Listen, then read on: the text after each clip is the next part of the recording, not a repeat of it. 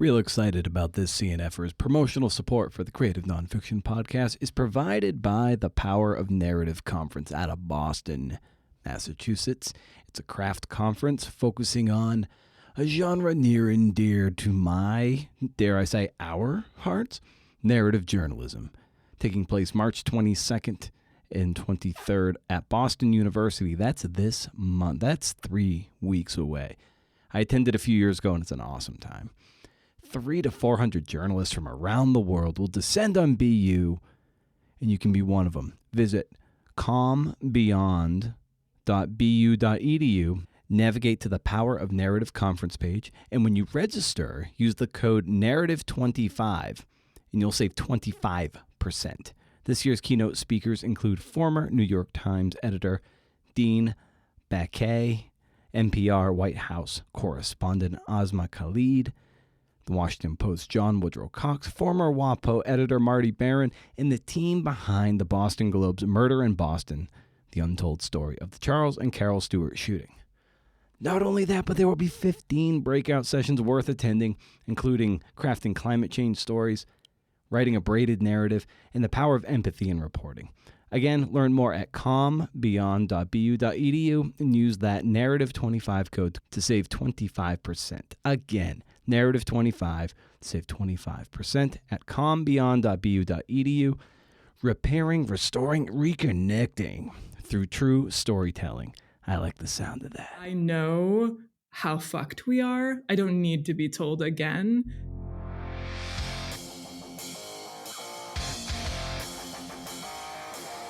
CNFers is the Creative Nonfiction Podcast, a show where I speak to badass people about telling true stories. I'm Brendan O'Mara. Please accept my condolences. It's that Atavistian time of the month, so, some spoilers are in order when I speak to Jonah Ogles and the writer at the heart of it, Jessica Camille Aguirre. Freelance journalist based out of Bologna. Her Atavist story, Watch It Burn, is about two scammers, a web of betrayal, and Europe's fraud of the century. It deals with carbon credits and how the scammers were able to skim these VATs, which are essentially like tax rebate-y kind of things, into offshore accounts to make millions, nay, billions, perhaps. It sounds dry on the surface, but like any great Atavist story, it's gripping. Climate change noir? ? I'm sorry, I'm the way I am. Be sure to go to BrendanO'Mara.com, for show notes and to sign up for my monthly Rage. You can see algorithm newsletter. It's a toe-tapping good read. First of the month, no spam. As far as I can tell, you can't beat it. For now, keep the conversation going on Instagram and Threads at Creative Nonfiction Podcast. And consider becoming a patron at patreon.com/CNFpod. Listen, I get it. Money's tight. And the joy you get from, say, spending $4 on a coffee is often far more gratifying than $4 on your favorite podcast. But if you can, check it out. And if you can't, I get it. I just noticed that there were a handful of reviews and ratings from other countries, like Spain and Canada. And the one rating I got from Ireland was 1 star. Ireland! My name is Brendan Ryan O'Mara. The name alone should be 2 stars. Point being, if you have a comment or a moment to comment, pen a review on Apple Podcasts to validate the show for the wayward CNFer. All right, wouldn't it be nice if I were famous enough that I didn't have to do all this housekeeping bullshit? Until that day comes. You're hosed, man. You're hosed. Okay, for starters, we're going to hear from Jonah Ogles, the lead editor of this piece, as we talk about structure and writing a lot of bad words, man. All right? Riff.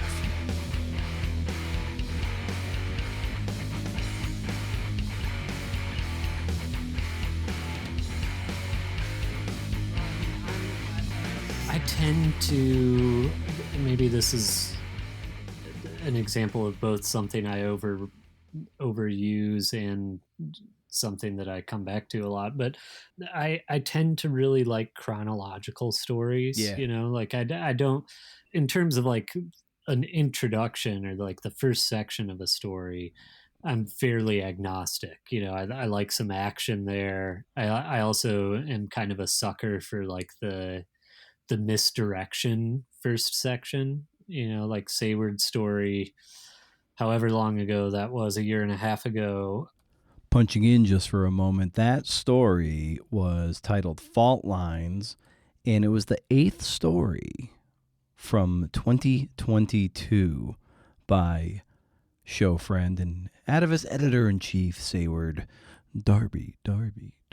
Where there's a first section about earthquakes, and really has nothing to do with the story, although it ties into it in a really artful, elegant way. But first section aside, I tend to think with nonfiction, it's rarely a bad call to start at the beginning and say what happened from there. Yeah. I think it's easy for readers to follow, and maybe it's just easiest for me to follow. But there are times when I read stories that appear in other publications where they don't do that, and or where the story takes like a major shift in midway through. And anytime I find something like that, I'm like, how did they do that? Like, what? I start looking for how they set it up, like what information leads them to that point, how the information that they've already revealed plays into what they're about to reveal, and how the pieces sort of speak to each other that way. And that's a good challenge and exercise for myself. And Sayward and I will do, she'll drop a link into Slack and say like, oh, look at what they did here. And certainly it's something I talk about with friends who are writers. We'll kick stories like that around. There's the other really common one, which I don't use as often at the Atavist, but I used a lot at Outside, was sort of what I think of as like an ABAB structure, where you sort of have like maybe some action that you're following in narrative A, and then you're giving background and context in narrative B, and the two will eventually sort of meet up. That's a good one at Outside in particular, because you're often doing stories about like expeditions, and you need a way to inject information Yeah. into this like very like TikTok type of single event that's happening. I feel like your options for structure kind of increase the longer the piece is, because when you're writing like a 3,000 word, 4,000 word story, you can't, like, you can do things that are interesting, but you have to tell the story, Mm-hmm. and then you've got to present the information. And usually that's done pretty straightforwardly. But when you get to the stories that the Atavist publishes, or the New Yorker's longer stories, or certainly a book, then you can do other things with it. And there are any number of models you can look to, be it feature films or good narrative podcasts, even just say like This American Life or something, or in fiction. Mhm. Are there areas where you look to, or even maybe movies that you've seen? You're like, I really like that structure. Maybe I could we can toy around with that with the right story that comes across our transom. Yeah, I do. I mean, I don't have a ton of time to watch movies anymore. Right. I watch movies in like 20-minute clips, but fiction, I try to. That's sort of become my like wind down thing in the Mm-hmm. evenings, and that I try to steal stuff where I can. Like I went on this big Mick Herron kick, who writes the Slow Horses spy novels, and he does this thing where like he'll be in a scene and you're moving along, and then the characters will like one of the characters will ask a question that the reader has been, it's sort of been simmering away somewhere in the reader's mind, and he'll ask the question and I really want to know the answer, and that question is the end of his section, and then he just jumps forward without giving you the answer into another scene where the answer will then be revealed at some point. And that maybe anyone listening to this is like, well, duh, that's an obvious way to like tease some tension into a story, but it really propels me as a reader, and I think in this story, we have some moments that are similar to that, where we reach a point and where the section ends with kind of this half revelation, but you have to keep reading in order to find out the full picture. Yeah, so with Jessica's story, what was it about this thing that struck you and lent itself to that degree of tension and release? She has great material, and she has a ton of it in the story. The initial draft was much longer, but still just kind of fascinating to read. Because I hadn't followed this carbon scam thing when it first happened, however long ago. So that she had lots of good stuff to work with, and she's also just a really great writer. So a lot of it was already there. She had a good sense of how to set things up and how to keep readers moving. I mean, the thing that really developed for us as this draft moved through the editing process was this betrayal between, there's a ring of carbon scammers, and they're all kind of working against each other in various ways, but that's not immediately clear to maybe any of them. So including, I mean, there were things like late in the fact check process, like that were happening yesterday, that we were still sort of unpacking because people revealed new information. So when you have something like that, where one character knows this, but the other main character doesn't, and the other main character may know this other thing that the first one doesn't, and that opens the door to sort of those moments that I was talking about, where you reveal something a little bit, and then sort of draw the complete picture later in the piece. Yeah, it's lately I was thinking about this notion of, and it came to me by watching old Bob Ross painting, Joy of Painting episodes, of this idea of like layering paints, building, you set that background up, and then you're always just mixing colors, moving more and more through the foreground. And it's like, teasing out that various information, because Jessica knows certain things, and these characters obviously know things in the story, but it's up to her to like definitely lay it out and layer it in a sequential enough way where where the reader doesn't know, even though all the principals know. So it's like that slow teasing out of that information is a really deft thing and skilled thing to do for a writer and an editor to handle. Yeah, and it it takes some trial and error usually, and that's where I think gut comes into it. You just look at it and see, is this working? Should we reveal less? Should we reveal more? But in Jessica's story, there are a few shifts like that happen, where you sort of think what the story is going to be about, and then there's this twist where you think like, oh, maybe I was wrong. And George Saunders talks about that when he, in his various writings about how to craft a short story, sort of like setting reader expectations up and then contradicting them in an interesting way, and how that makes for a good reading experience for the reader. And I think Jessica was able to do that pretty artfully in quite a few places in this story.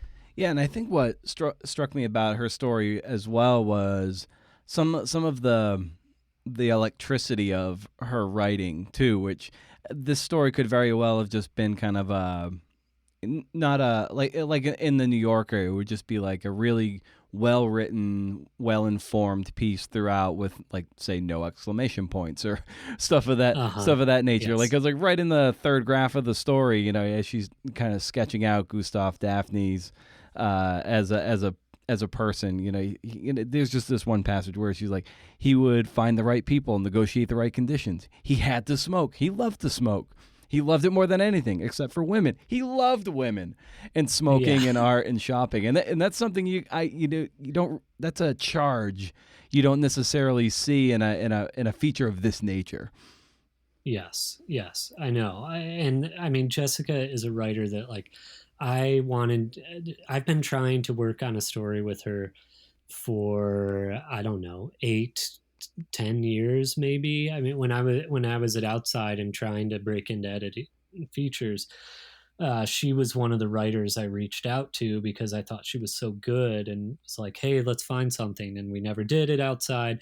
And then, a couple of years ago, we finally, maybe even longer, it might have been 3 years ago, at the Atavist, we finally found this story, and I was just thrilled that it worked out because she is so good. Like that's there are editors in the world who are probably fully capable of like getting a draft that's maybe just doesn't have a lot of that muscle to it, the writing, and injecting it in there. I'm not probably that person, like I'm not that good of a writer. So to work with someone like Jessica, who just has it and has the talent for it and is so attentive to the words on the page, I mean, it's such a luxury for me as an editor. And this kind of is a slight pivot, but what would you say is the most maybe fully formed piece that you've received at your time at the Atavist? Yeah, well, Bill Donahue's stories are the ones that immediately come to mind. He's so good, and those drafts were just so clean when they came in, and they really didn't require much. Bob Kolker's piece was another one that just, came in and didn't need a ton of work because he'd spent so much time either thinking about it, or it just was one of those like flash of lightning moments for him where it just came out kind of the way it needed to be. So those ones come to mind. I mean, this story is not far off. The I alluded to it earlier, but the big thing that happened in this story is that she turned in a draft that was mostly about Gustav Daphne and his escape from the justice system that was trying to lock him up for this carbon scam. But within that, there was this notion of betrayal, that there'd been some double crossing going on with some of the guys that he worked with, and at the time we didn't know if we could get to Gregory Zawi, the other main character in this piece, but she reached out and he agreed to talk, and so she flew to France and met him, and then all of a sudden, like, the whole story shifted, just because all of a sudden this avenue of reporting that she had tried before and he wasn't interested, but for whatever reason she caught him at the right moment, and then it just opens up this completely new narrative to explore. And it really, I mean, that's exciting for me. I hope she was excited by it and not just like daunted at the fact that she had to rewrite the story. But for me, it was exciting because here's this new thing that hasn't been reported, even though the carbon scam has been pretty thoroughly covered in Europe. There was this aspect to it that nobody had really gotten into, and we had this really meaty piece on our hands. When you talk about Bill Donahue or Bob Coker and Jessica's piece here, like, I think what the reporters and the writers at the heart of these stories are, what they have in common is a lot of experience and millions of words written. And I don't think that's something that can be discounted in this work. It's just, you kind of have to blubber your way through probably just a lot of features to get to that level of skill where it does somewhat feel like a guitar virtuoso who can kind of just pick up anything and kind of like, and it starts to sound wonderful no matter what instrument they're using. And I think that's, I don't know, just something to underscore. I think it's just like, it takes a long time to get good at these stories. Yeah, exactly. And the music analogy is a good one. You don't get good at an instrument the first time you pick it up. You get good by like playing a lot of wrong notes. And over time you learn which ones are the right ones and the patterns that are there, and how to when to play and how to play. And that it's the same deal in writing. You're going to write a lot of bad words before you start recognizing what is good and what works, and you're able to reach into the toolbox of your experience and draw out the right tool for that particular moment or piece of writing. Yeah, and that kind of, to bring it full circle, kind of gets to the structure question. There are certain things that are in music somewhat formulaic, but within those boundaries, you can make a really rich portrait, be it, verse, chorus, verse, bridge. Well, that whole thing is still like, it's unique to it. You know it when you hear it, but how many hundreds of songs have you heard follow that same formula, but they all sound unique to them in a lot of ways, not every way, but in a lot of ways. So yeah. Yep. That's exactly right. And she, in this story, I mean, it is sort of, I guess it's not necessarily told chronologically, but it's in this case, it's more about the revelation of information. It's when you're going to deploy that stuff, and so she did a nice job of finding a way to like get you invested in these characters first of all, and then to explain some stuff that honestly is like incredibly difficult to explain, that fraud and carbon markets and some really wonky bureaucratic stuff, but get just the right amount of that so that readers aren't lost, and put it in the right place so that it doesn't disrupt the narrative, so that we can keep going with the sense of betrayal and who knew what when, and how they were all manipulating each other.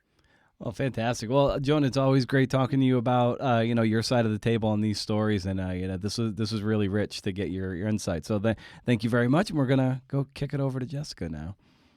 Thank you. Always a pleasure.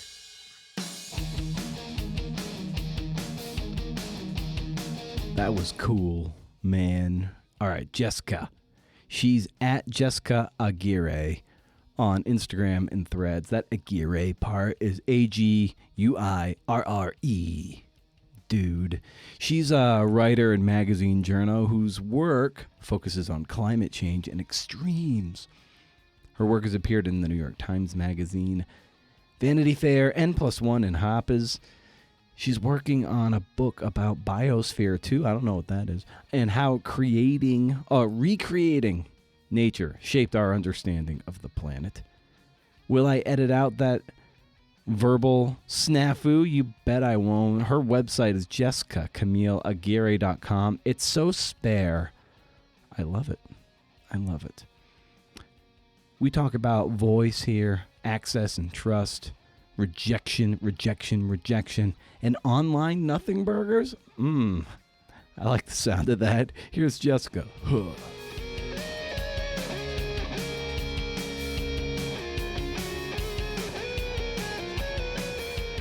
that's the hope. That would be great if that were the case. If the internet still exists in 5 years. No, it's true. Yeah, there might be some central hub that's found some dry land in like Iowa, and that's where all the internet servers will be. But none of the people. No, let's just be real. Yeah. What are we going to save? Exactly. It'll just be some blight-resistant corn and internet servers. Fantastic. Well, this is I'm really happy we're able to do this and talk about your Atavist story and everything. And I think that a good jumping off point might just be to how you came across the story, because it's after talking to Jonah, it's something that's been on your plate for quite a while. Yeah, I've been working on the story for a really long time, maybe longer than I've worked on any other single article. To be perfectly honest, I don't actually remember exactly how I first got wind of it. That long ago. It's like, oh my God, yeah. That long ago, yeah. But I will say that I generally write about environmental issues. But my goal is often to write stories that appeal to people who are not necessarily going to be drawn to an environmental story. And so I was or I've always been kind of on the prowl for stories that are tangentially about the environment or climate change, but not necessarily like explicitly so. And this is such a wild story, and so many superlatives could be used to describe it. The like central narrative is really compelling in itself. But at the same time, it is also about this kind of wonky set of policies and kind of market mechanisms that were used to try and draw down carbon emissions and save the planet. So, put together a really great story with these kind of existential issues. And for me, that's a really, a really compelling starting point. Yeah, and a moment ago you said that it can be sometimes, or I'm inferring this, that environmental stories can be something of a tough selling to get people to buy in and read a long story that has like environmental context to it. And you've been doing this for a while with that. So, why do you think that it is a challenge to write like a really good cracking environmental story? I think that it's really easy for a lot of environmental stories to become a little lectury, and I think that readers anticipate that. So there's this sense of like, I know how fucked we are. I don't need to be told again. And in this kind of like, you know, uh, pedantic kind of way as well. And so I think that, and there is, I mean, there's so much really incredible environmental journalism out there. So not to diminish the great work that's being done, but I do think that much of particularly like breaking news or day-to-day news falls into certain kinds of tropes about what we should be thinking or how we should be acting about the environment. And I think that what is interesting for me is like to try to fight back against that, so that we continue engaging intellectually with with the way that we're all fucked. Well, yeah, I guess the Trojan horse of it all is like finding really good characters at the center of it, because then you can or hitch this story to the wagon of like Gustav Daphne and his rival. Yeah, so I mean, the story is essentially about the rise of the biggest carbon trading heist in history, the people who conceived of and executed it, and their relationships to each other, and the various ways in which they, kind of stabbed each other in the back, and the levels of duplicity and kind of mind games that went into what they were doing, and so it's kind of, it's in some ways like a classic like heist story or scam story, but it also follows very closely the two main characters who are at the center of the story, who are very, very different people. And that's what I meant with superlatives when we were talking earlier. When you talk about the biggest carbon trading scam in history, like that in and of itself is, an interesting thing to be unpacked, I would say. Just the amount of like financial intrigue and the number of people who got sucked into it. I mean, it was a scam that took place on a nascent carbon credit market in Europe, and so the market essentially launched, and a couple of months into it, the scam started taking place, and it really concentrated, like the primary activity was concentrated over the course of I would say like 6 months, during which, depending on who you ask, between 5 and 10 billion euros was stolen. So inevitably, in a scam of that size and that magnitude, there are a huge number of people that were sucked into it, including bankers at some of the most established institutions in Europe, who arguably knowingly were taking part, as well as all of these different kind of established crime rings across Europe, primarily in France and the UK, and a couple of newcomers as well. And so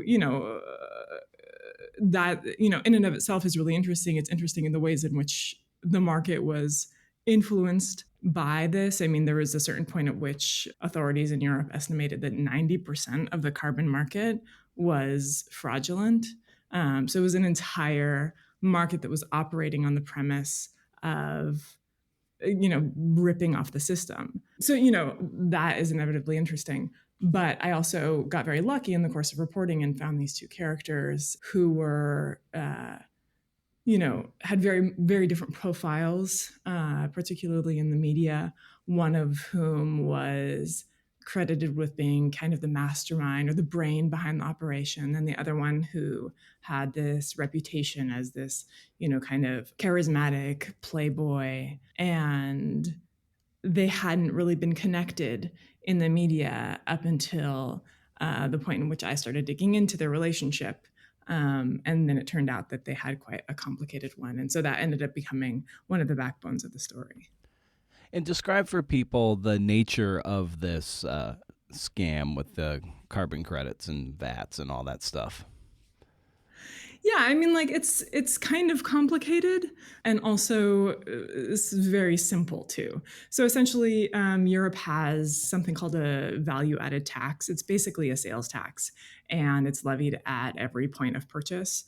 And then essentially, the government reimburses what has been paid. If you are making a product, right, and you buy something, something that you need to make your product, and then you sell it on.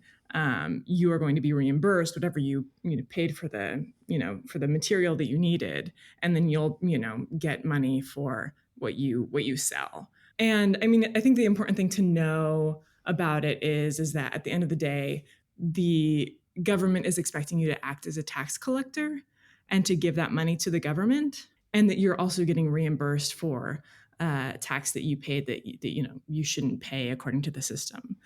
And so there are a lot of opportunities for collecting tax and then disappearing, or creating these what authorities call carousels, where you create multiple entities that are paying this tax to each other.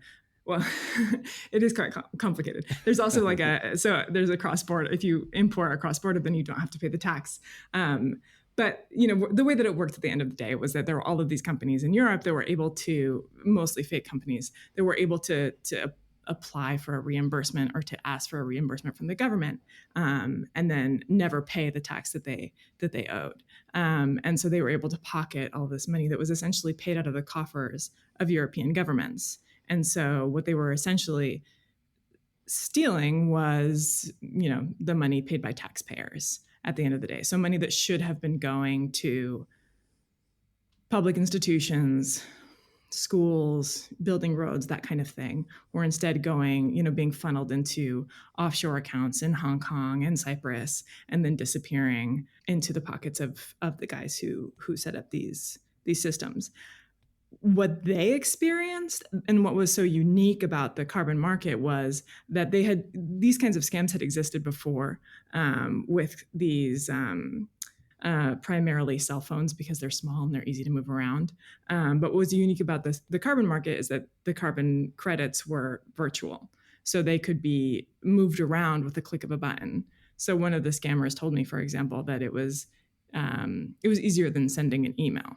They essentially just sat at computers and moved their product or moved these carbon credits from one company to another and applied for reimbursement at every step. And so they were just raking in cash, and all they had to do was kind of set up these accounts online. Yeah, that line struck me, how to them it was, like you say, easier than sending an email, and you're like, holy shit, they're just raking it in, just sitting there, click of a mouse, and wow, this is almost too easy, too good to be true. Yeah, and it was for a while.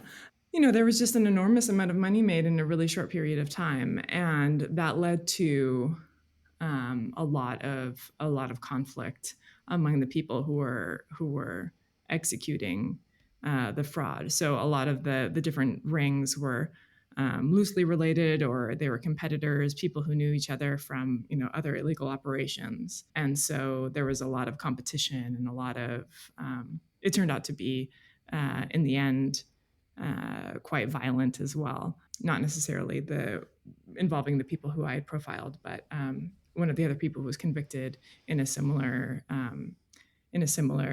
case was also convicted of a kidnapping and suspected of carrying out 2 murders as well. So, the nature of an enormous amount of money floating around and there for the taking, I think lends itself to duplicity and betrayal and suspicion. And as you're reporting out the piece and gathering information and trying to find people central to the story, what did you find that were maybe some unique challenges to you as you were gathering your information to spin this yarn? The biggest challenge was getting access. Yeah. So getting people to speak with me. And as I mentioned before, the 2 main kind of nodes of these scams were the UK and France. And when I first started reporting the story, I was very focused on the UK and trying to get people who had run the scam there to talk to me. And I was able to obtain a huge number of legal documents from a bunch of different cases across Europe. And I was in touch with the German prosecutor's office and where, a lot of the UK rings operated. And it was just a grind, trying to access people, trying to contact people who don't want to be talked to and who don't want to be accessed. And so, I was putting in months of calling people who I knew were tangentially related or, who, according to some business documents from 2 decades ago, had worked with one of the people at some point in the past and trying to get through to their new, mechanic shop somewhere in England. I was reaching out to people who I knew were connected to some of the people I wanted to talk to on Facebook. So it was just like really casting the net incredibly wide. And then I expanded my focus even further. And after months and months and months and months, I finally got through to one person who didn't end up being in the piece at all, but who had worked on this scam as one of the scammers and who lived in Tel Aviv and who could start pointing me in the right direction in terms of people I could be in touch with.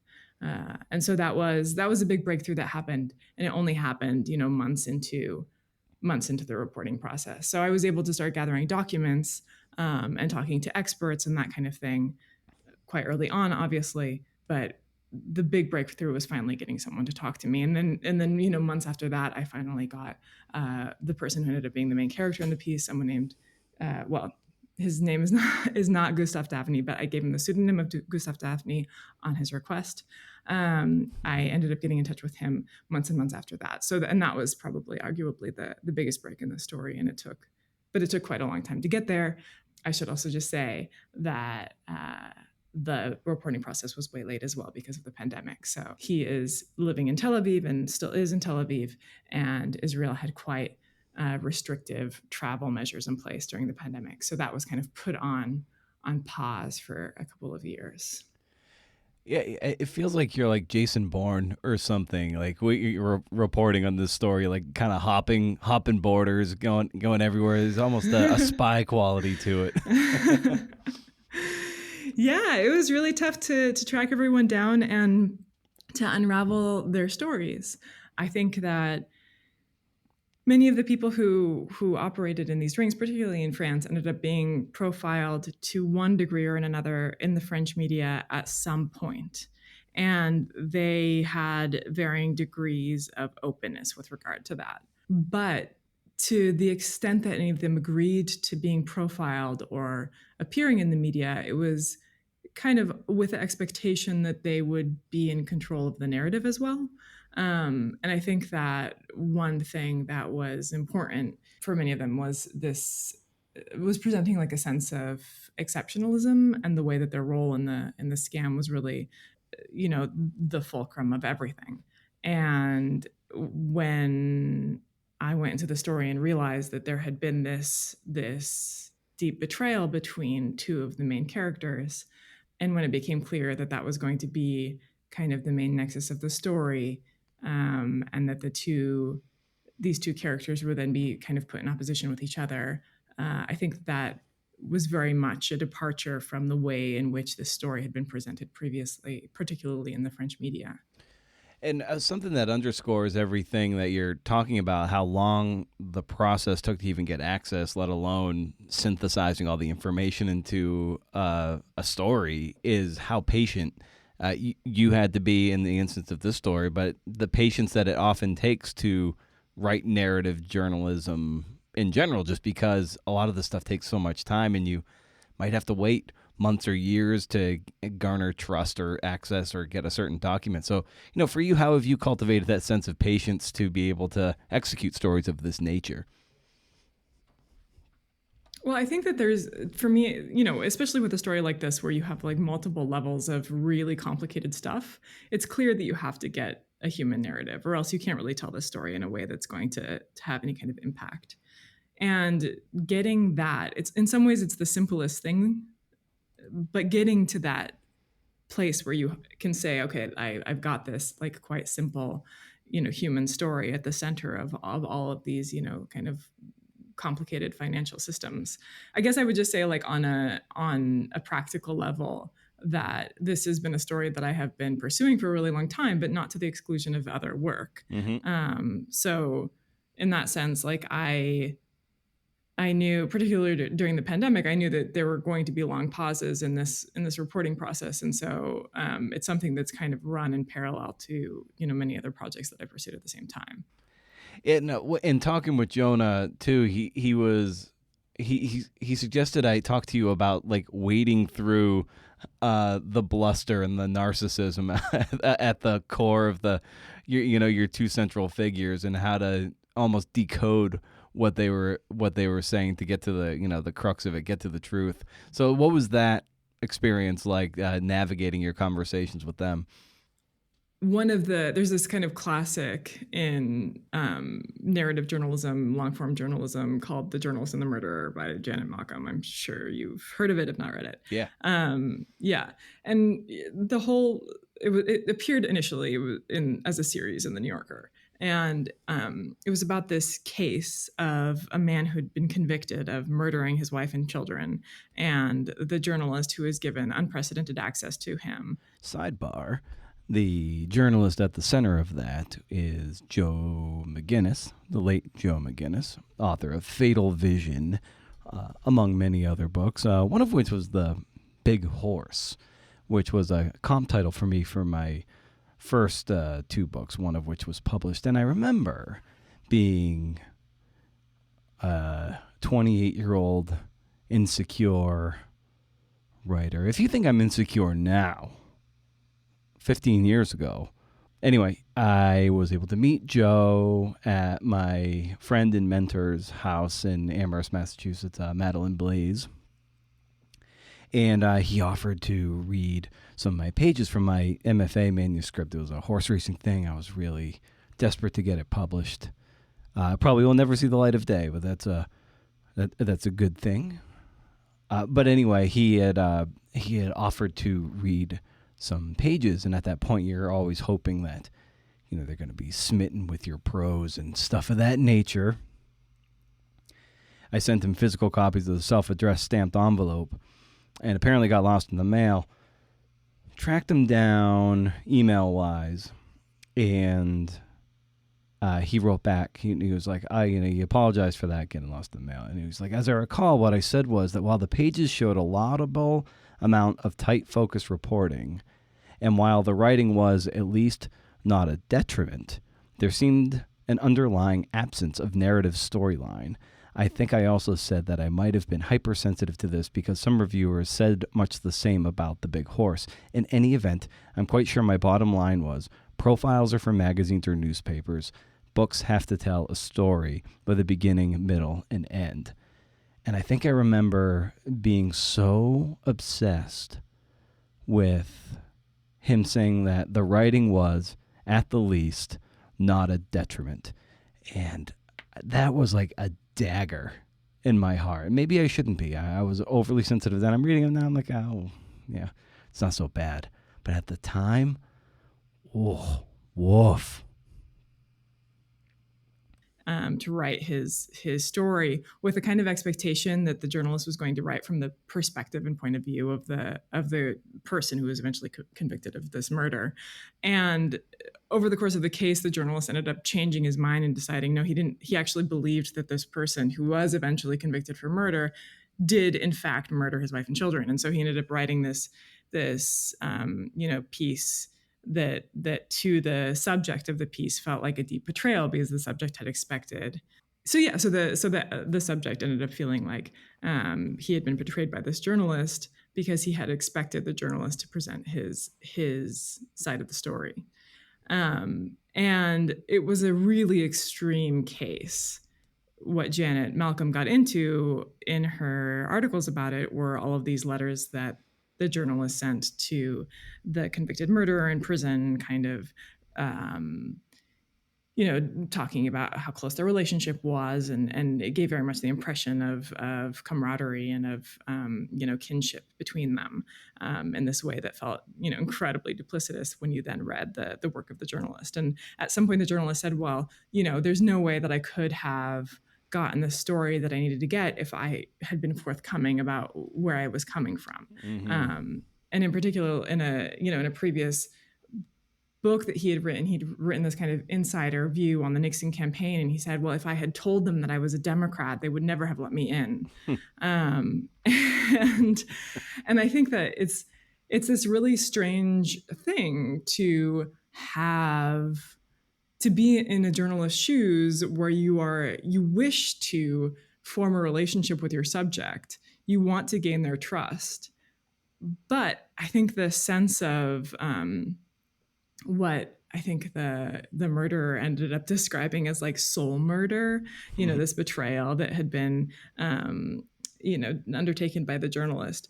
I think that there has to be a way to avoid that as well. So I do try to go into these kinds of conversations being really clear and upfront about what it is that I want to do. And then, of course, I'm still there as a journalist who wants to get the story. So I have to recognize the ways in which I'm engaging in the conversation in the way that I think, will behoove me, while at the same time I'm trying to like be guided by this like higher ethic of like transparency and accountability in terms of never promising something that I'm not going to deliver.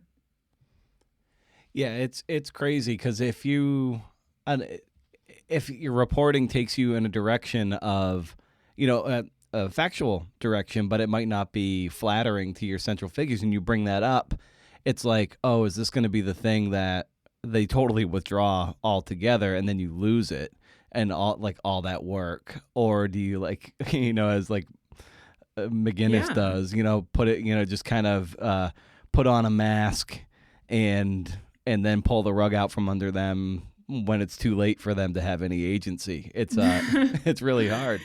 Yeah, absolutely. And there were a couple of times during the reporting process where it seemed as though everything was going to fall apart. That, the people, particularly the two main characters, there was just navigating those relationships is challenging. And yeah, there were definitely a few crises. So it's not easy. I think that especially when you're a journalist and you're out there, you're out in the field. I mean, in these cases, I traveled to Tel Aviv and to Paris to talk to these guys. So I'm obviously cognizant of the Atavist and the resources being put into my being able to be there and the expectation that I can then deliver in the end. And so, when something seems to be on the cusp of falling apart, it's very anxiety producing, to say the least. Yeah. Yeah. And speaking of delivering on a pitch of that nature, I was helping someone who listens to the show and who wants to pitch the Atavist. And since I speak with Jonah and Sayward so much, they shared their pitch with me, and I was just helping them through, just kind of coaching them, be like, these are kind of the things that they typically look for. And in a moment in the pitch, it was like I hope to be able to find these people. I'm like, hope is where queries go to die. Like there is, like you can't hope to get access to certain documents or certain people. Like you need to have like concrete proof that you do. And so like for you, how did you put a stake through the heart of hope and get your query across the door? Yeah, so I think that I did that with the documents. I did obtain documents that no one else had at that point. And so in that sense, I was able to say confidently that I could deliver something that no one else could have done up until that point. I did not at the point that I pitched the story, I didn't have the two main characters lined up yet, because as I said, when I started out, my intention was to focus on a different set of crime rings. In general, I don't pitch until I have guaranteed access to whatever it is that I think is going to be like the central spine of the story. And, that access may come in different forms. On a story like this, of course, it's ideal to be able to speak to the person. But in some cases, the person who committed a crime is not going to want to talk. And so in that case, you have to have other avenues and other ways of getting the information, being able to flesh out a complete story. I did at the point of pitch feel like I had the confidence to say that I could, put forward information that no one else had and spin like a real yarn, which, is kind of like the test for me of whether or not I have the story, is whether I can tell a story that isn't going to be overwhelmed by the technical details of it. But, I was fortunate enough to, and this is one of the great things I found of working with Atavist is there was an incredible amount of support and encouragement to keep going. My inclination is to like report something to death. And at a certain point you have to sit down and write. But I also think that there were multiple points during this reporting process that benefited greatly from Sayward and Jonah both being like, well, if you want to do this next thing, go ahead. And so that was incredibly helpful and allowed me then to be able to get a story that in the end, I think, was much stronger than what I had pitched initially. People like yourself who are seasoned at this do get understand the amount of legwork that even goes into a pitch. And I know mistakes I've made in the past. I mean, my batting average for landing pitches of this nature is dismally low, and it's I think a lot owed a lot to not doing quite enough legwork ahead, or underestimating the amount of legwork that goes into really being able to say this is more or less the trajectory of this, and then being able to deliver on that. So for you, like what is the nature of how much work goes into just selling the idea? Yeah, this is a crucial question, especially for freelancers, because all of that work is work that you're performing without pay. Right. It's speculative work. You have no idea where it's going to go. Will it land? Will it become anything? And it's hard to hype yourself up to do it. It's especially if it's tough and you have to, call people who don't want to be talked to or try to chase people down who don't want to be found. You have to have a wild amount of delusion, I think, to do it. But I have also been in a situation where I sold a big feature to a big print magazine, and then had to retract that story on. It was a kind of very different circumstances, but essentially what ended up happening was that one of the main characters implored me not to write about them and gave me some reasons why.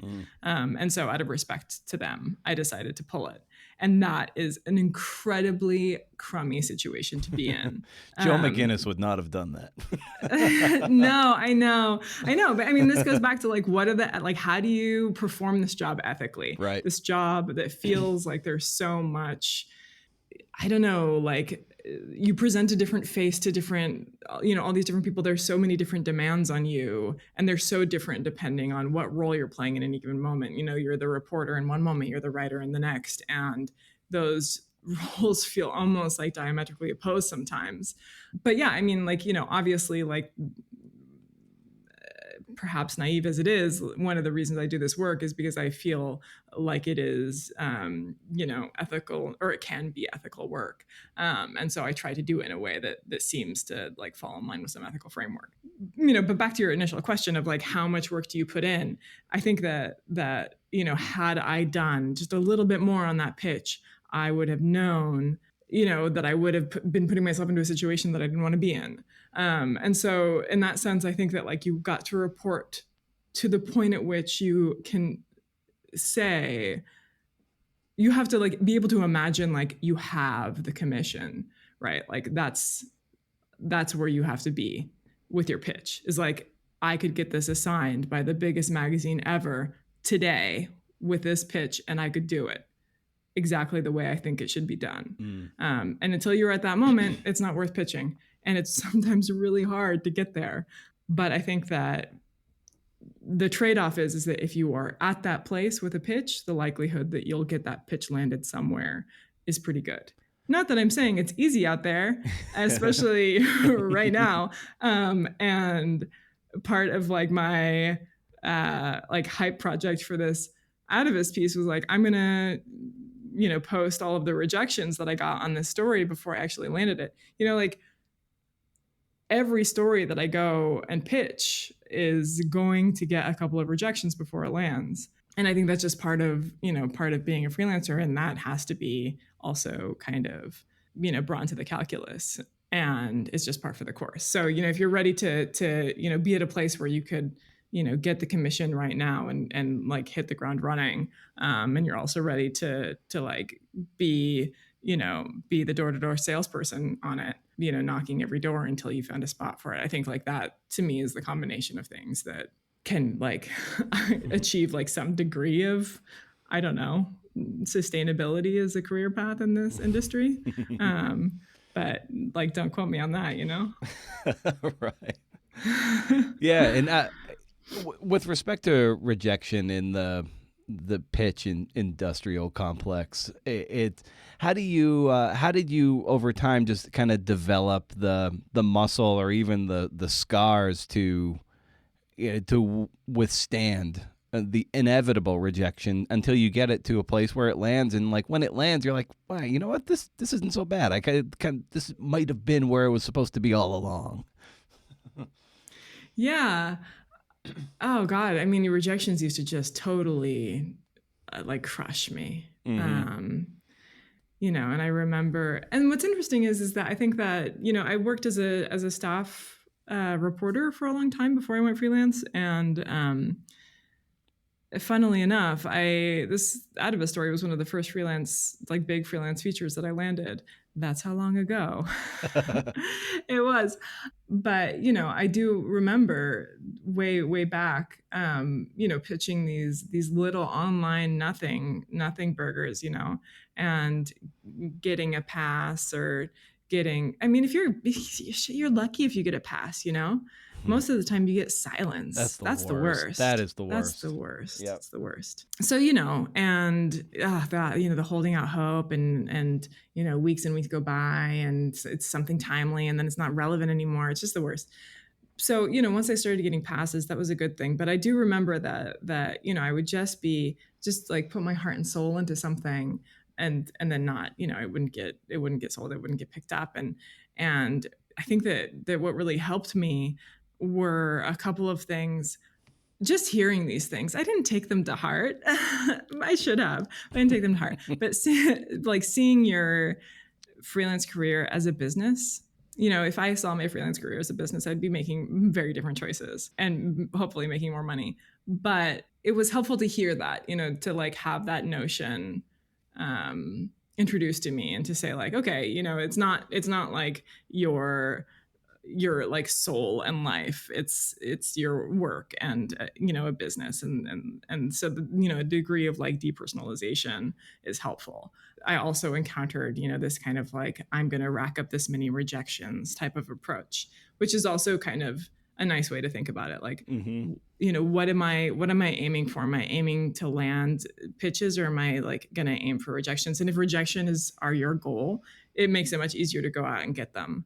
I'm not saying that rejection should be the goal, but like, being able to say like, I'm proud of myself for having put myself forward in this way to get the rejection, rather than, because I think that like the fear is that the or like the worst case scenario is that the fear of rejection stops you from putting yourself out there and chasing the story. And that's the worst outcome, right? Like, what's the worst outcome? Being rejected? No, it's not doing it to begin with. Yeah, exactly. A metaphor I've used in the past is like, can you imagine like a giant maple tree, and like every year it's just like, I'm going to put out one seed, and I'm going to see if this one is going to fly away and take root somewhere and grow to be another mighty maple tree. Well, fact is they throw out thousands of seeds, and maybe two of them take root. And then you hope a landscaper doesn't pick out the seedling. So it's like they with no kill fee. So and so that's the idea of just blasting them out there, and again, not indiscriminately like a tree would, but it's that idea of it is a numbers game, and the more you can get them out there, the better chance you have, and then the body of work grows, your authority grows, and then maybe you can be more targeted because your reputation is now standing on a foundation of a body of work. Yeah, definitely. And of course, like once you start, I mean, at least for me, there were a couple of assignments that I got that ended up, becoming really pivotal in terms of having a calling card to take to other editors and saying like, look, I can deliver. Yeah, I love your idea of just the callous, not the callousness, but building up that rejection callous, and playing that numbers game and the batting average of it. Like, I think if more people knew what the batting average was, which might be like 10%, probably less, it's I think people might be more willing to pitch more. It's not like a 50-50 thing. It truly is like a low batting average, even for people who are well established.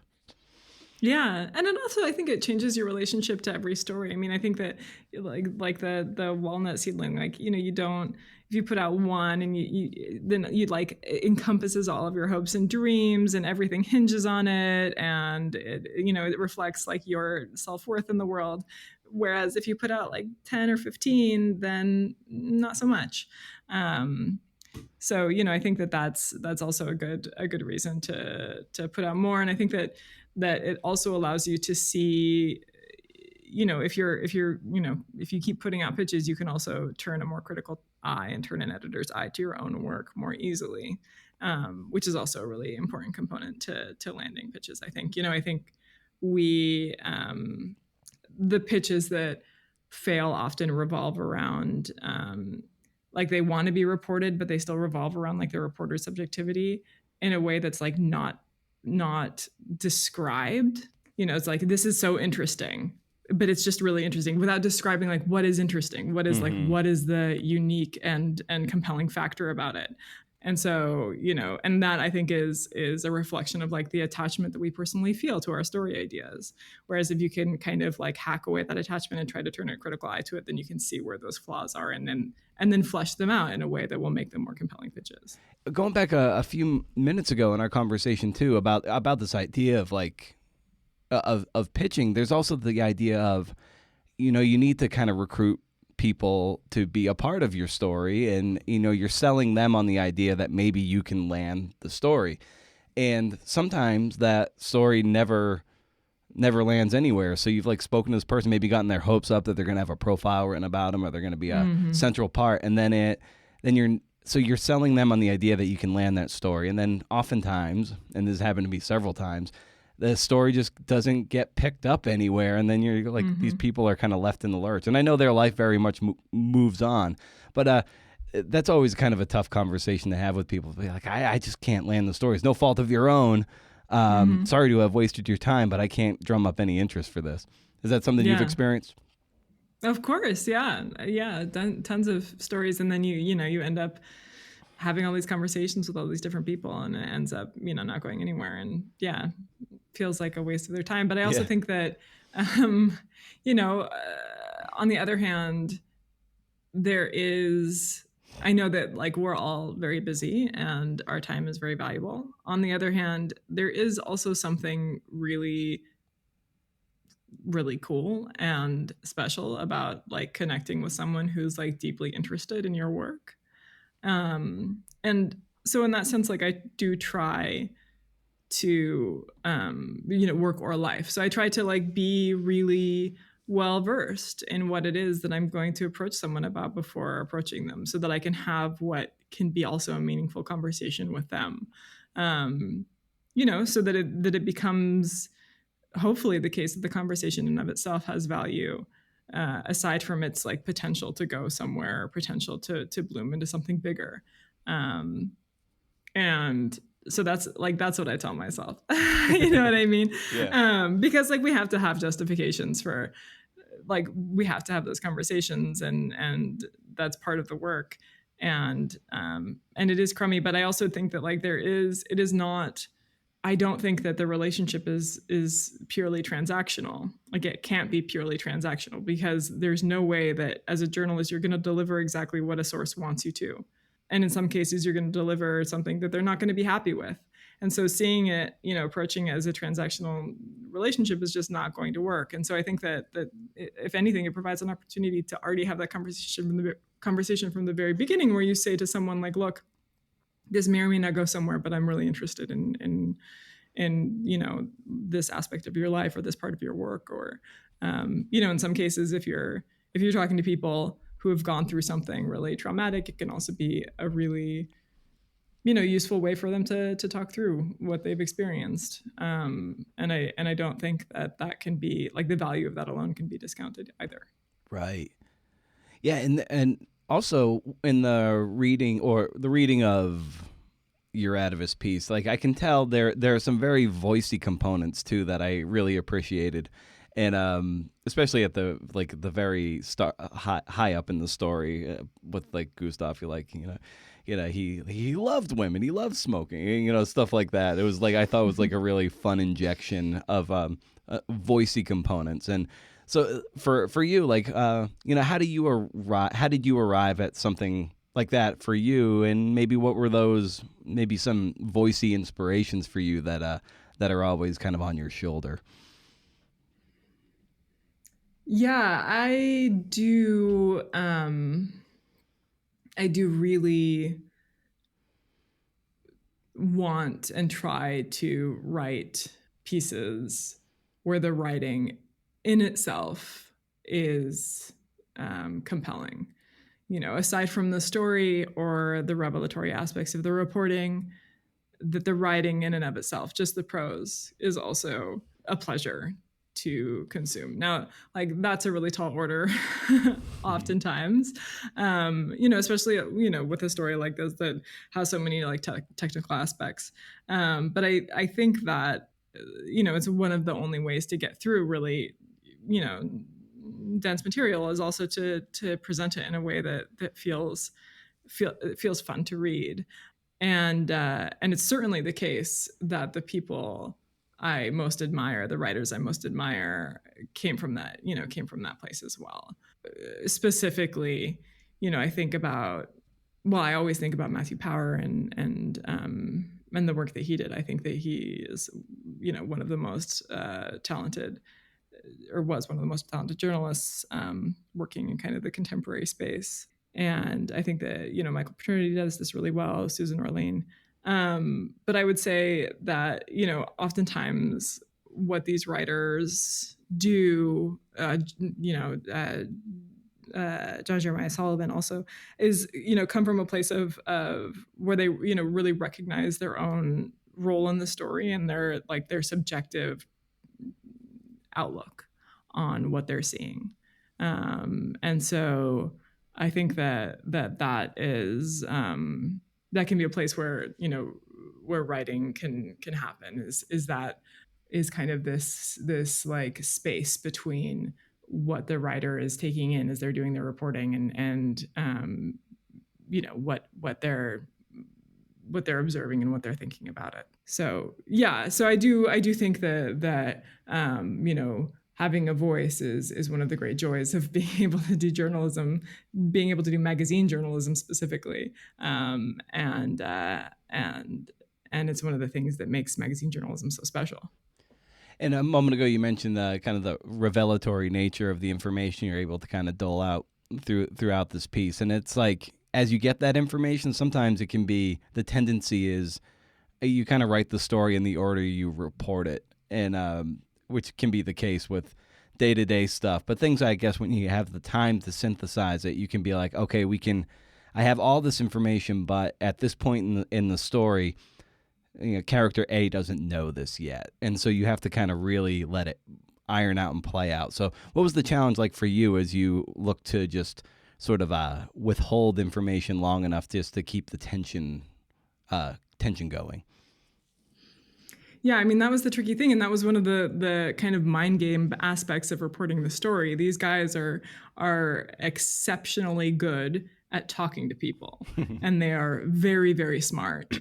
And they are, and they have their agendas. And so it wasn't, I never just got the story from either one of them or any of the other people I talked to. It was also doled out in ways that were incredibly complicated. So to me, what was important in writing the story was identifying these kind of crucial plot points, like these turning points where something that in most likelihood the other main character did not know about suddenly became clear to them. And in some instances there's some foreshadowing of we understand what's happening before one of the characters does, and I think that's just kind of natural to building narrative tension, is like one person knows that something is happening and the other person is in the dark, and you're kind of reading with this like hope of like, when are they going to find out about this?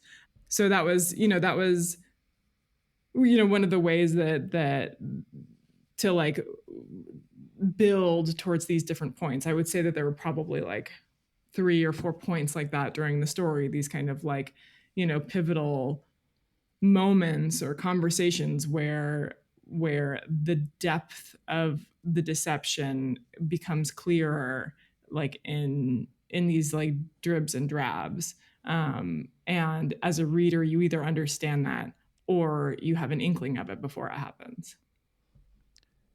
Very nice. Well, I want to be mindful of your time, Jessica. This piece was a ton of fun to read, and it was really great to kind of unpack it a lot with you. And as I bring these conversations down for a landing, I always love asking the guests for a recommendation of any kind for the listeners. It's just like anything you could be excited about, so I'd extend that to you if there's something that has bringing you joy in your life, or something that you might want to share with people out there. Yeah, there's this new magazine that I've been reading a lot called The Dial, that's being edited out of Paris, and it has this like a very global outlook, but draws in these incredible voices from all of these different corners of the globe. And I would definitely, it's a magazine that I turn to often and find myself reading things that I never would have expected, and perspectives that are, totally new to me, and new ideas. And so I would definitely give a shout out to them and the work that they're doing. Fantastic. The Dial. I like it. Awesome. Well, Jessica, thank you so much for carving out some time to talk shop. And this was wonderful. And so continued success. And I can't wait for people to celebrate this amazing story you've done with the Atavist. So thanks for the time, and best of luck going forward. Right on. Well, thank you so much, Brendan. And thanks for having me on. Oh, wasn't that nice? Thanks to Jonah and Jessica. And also thanks to the Power of Narrative Conference for promotional support. That's really cool. Go to combeyond.bu.edu and use Narrative25 at checkout for 25% off enrollment. That'll buy you a lot of burritos. What should we riff about here in the parting shot? I really don't have much to say. Nothing really. My attention has been all over the place. I've been struggling to sleep. I can't seem to stop eating. I'm stuttering. I'm waiting on book edits. And, here's something. That moment you hit send on an essay or a query is that real magical moment. It lasts about 30 seconds, so you really have to revel in it while it's there, not let it get away. In that moment, you've brought whatever you're working on to the best it'll be. There's even a moment when you entertain the idea that your editor will look at it and love it, will barely have anything bad to say, or let's just say constructive criticism. You imagine them reading it and being unable to stop. They say it'll take 2 to 3 weeks to read, and they're done in a week, and they're like, I don't have much to say. You have a winner here. The reality is they're pulling their hair out because you're writing the same stupid thing all over again. You're trying too hard here. I don't know. I'm projecting. I remember when I submitted a book for review, and I thought I was on the 5-yard line. First and goal. Let's punch this in. Tush push, man. Turns out I was pinned up against my own 5-yard line. 95 yards to go. Good luck, B.O. That was humbling. That was the reality. That is the reality. But man, those 30 seconds, when you hit send, few things are sweeter, dude. Few things are sweeter, man. So stay wild, CNFers. And if you can't do, interview. See ya.